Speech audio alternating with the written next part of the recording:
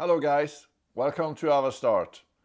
Today we're going to talk about the checklist. A checklist for you who would like to start your own business. This is a checklist that is combined from my own experience. I've been using this for quite a while, and I've also gathered information from YouTubers, from other places. I've been investigating pretty much in this checklist. There's also a lot of TED Talks that I encourage you to see in this area. So this is a compiled checklist that we're going to go through. And this is going to be a series. It's going to be a series where we are going to go through one or two or maybe 3 points in the checklist in each video. And in this video, I'm going to give you the whole checklist so you would see what it's all about. And please remember that subscribe and put a like button if you like this video. And if you subscribe, you will of course get the coming videos to you. I also would like to tell you that this checklist is a template that I provide to you. You could of course take things away. You could of course put things into the checklist if you think that's required, but at least you have a checklist to start from. Okay, let's dig into the checklist. Point number 1. Who am I? This is very important that you would know which your prominent side of an innovator or an entrepreneur, or if you're a technology person, sales and marketing, or a finance person, you need to know who you are. Number 2, the idea. You need a quality idea to start from. You're going to polish it as you go along, but you are really better off having a quality idea from the beginning. Number 3, finding a co-founder.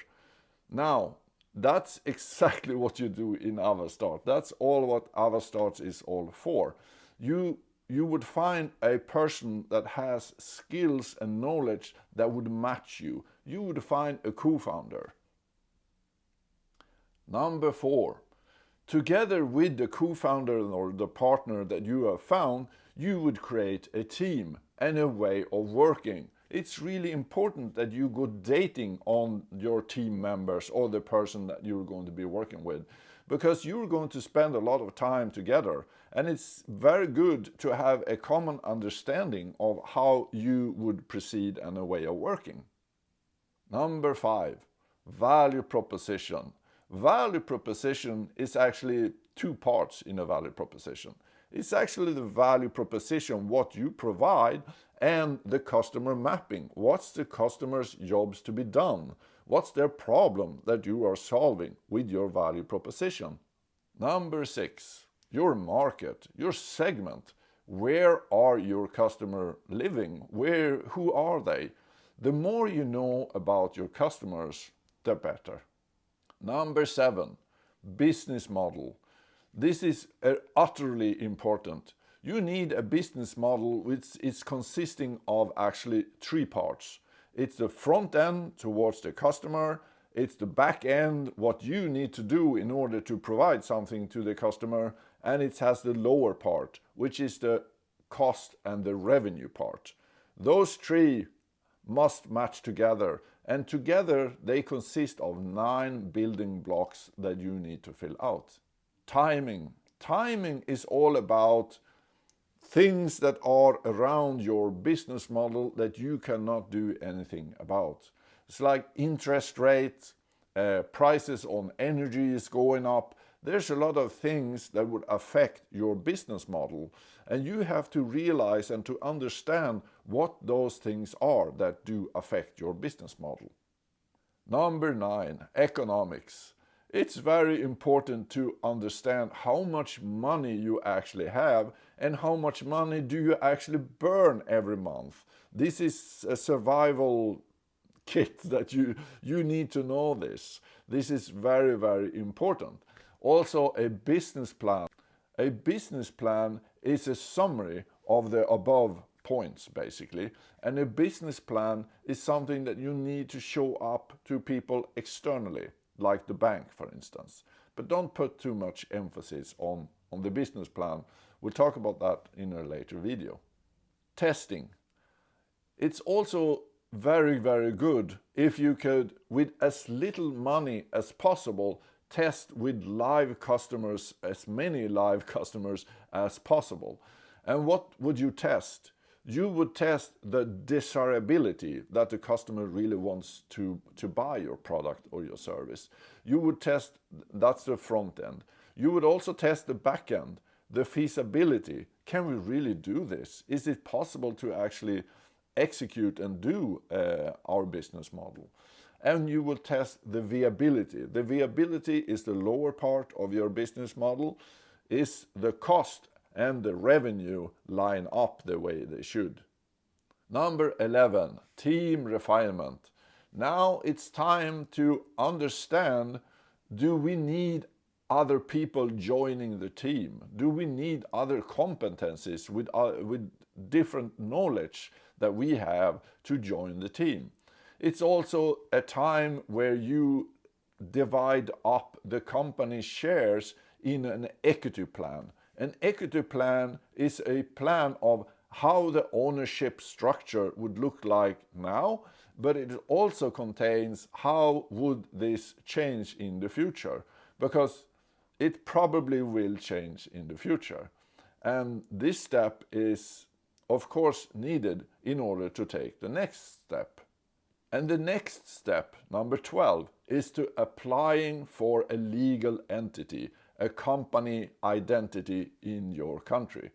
This is actually the easiest part of starting a company. In Sweden, this is done in 20 minutes. It's no problem at all. If you know the stuff before, of course, you need to know the owner structure, you need to know in what area your company is active in, etc. So those things you need to know when you're applying for a legal entity. It's really strange because there's a lot of other checklists and advices, and they start with this point. That's really strange. Step number 13. Now it's time for you to develop an MVP, a minimum viable product.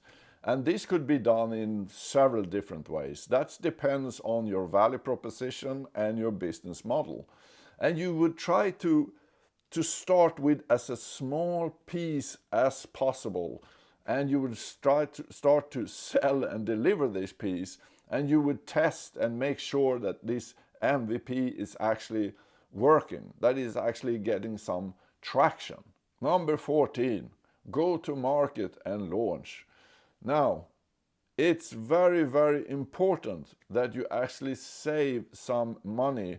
You're not only spending all the money that you have in the developing part and the parts above this point, because go to market means that you need to market and sell your product and your service.